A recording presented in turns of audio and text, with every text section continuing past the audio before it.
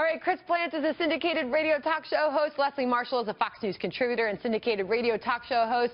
Leslie, I'm laughing because we said we had a short snippet, but really and truly that was just a short version of the more than 70 interruptions that we heard last night. It was a fiery back and forth. Your take, Leslie.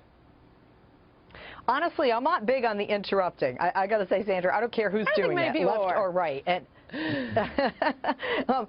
I think that's one of the things that actually worked in favor after the first presidential debate for Hillary Clinton, that she was calm and prepared and responded when people went to her. Occasionally people are going to speak out. What I was surprised at is, I definitely saw more from Tim Kaine supporting and defending Hillary Clinton than I did from Mike Pence. I was kind of confused. I thought maybe, Chris, you can help me with this. I thought maybe Mike Pence was running, but maybe it's just laying the groundwork for 2020. Well, Chris, but the interruptions I don't think are good for a debate. That has been thrown about today, Chris.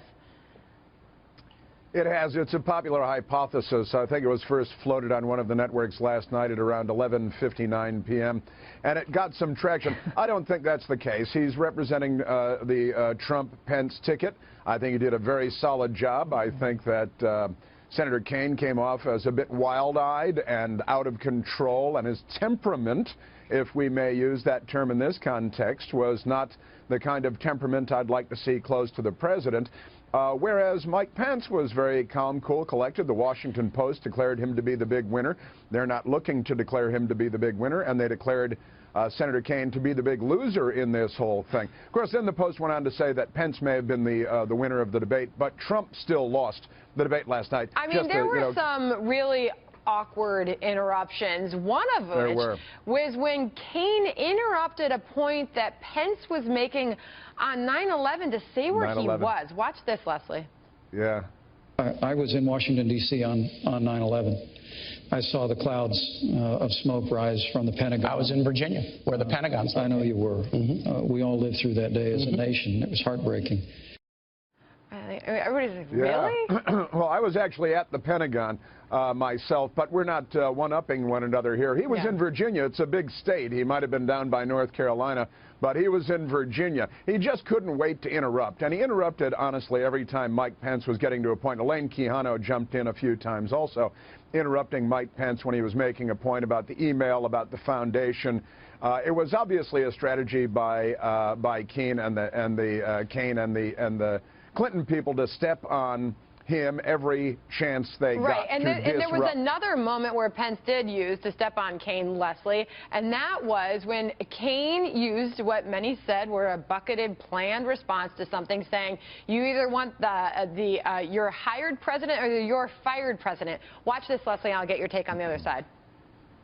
Do you want your hired president in Hillary Clinton, or do you want your fired president in Donald Trump? I think that's not such a hard choice. I appreciated the you're hired, you're fired thing. Senator, you used that a whole lot, and I think your running mate used a lot of pre-done lines. I mean, Leslie, some of his critics saying that Kaine was just too scripted, too planned, and too prepared. Oh, actually, I would disagree on that. I think they both were. And actually, I thought Pence had a great performance. I think, Chris, that he should be your guy instead of Trump. And I would be more worried in November. But with regard to those phrases, if you look historically at what people remember from debates, it is the catchy lines.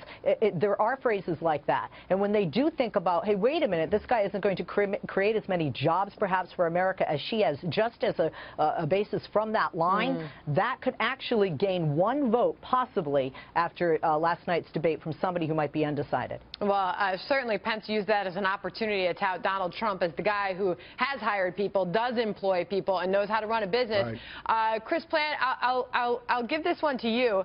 Oh, and I'm told that I wasn't listening to time cues, and I have to go. Chris and Leslie, it was very good to have you.